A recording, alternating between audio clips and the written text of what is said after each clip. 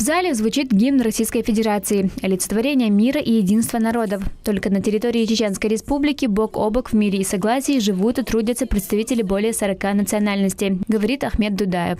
Благодаря усердной работе, грамотной работе главы республики Рамзана Ахмадовича Кадырова наш регион является примером образцовым в плане реализации этнополитики. У нас в регионе не наблюдаются никакие межнациональные разногласия, межконфессиональные разногласия. Хочу поздравить вас всех от себя лично, от всей нашей команды. Наша страна, Россия, она многонациональна. В одном нашем регионе, в Чеченской Республике, проживает около 40 национальностей.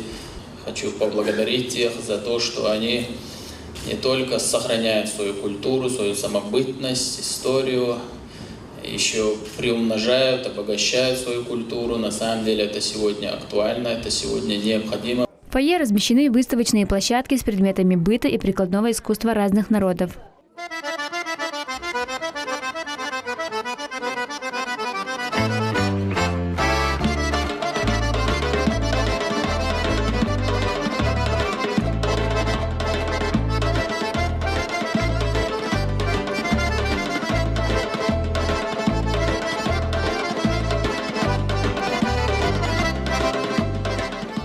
Бандур – старинный аварский музыкальный инструмент. Его изготавливают из орехового дерева. Такое музыкальное приспособление прослужит еще долгое время, говорит Махмуд Магомедов. Из орехового дерева делается, чтобы звучание хорошо вышло. Ореховое дерево. То есть, чтобы именно вот так звучало? Да. Да. В Аварском культурном центре человек 7-8. Так мы работаем, выезжаем вот так в районе, загород, Будурмес, Грозный.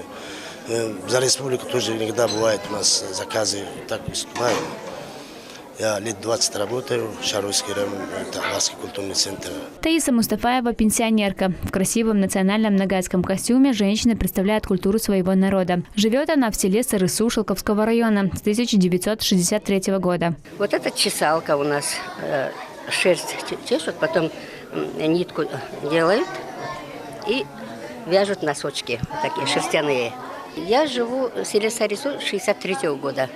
Раньше жили в старом Сарысу, Петропавловский район, Грузинский, где к Грозному относится. Я там родилась. Мы живем очень дружно.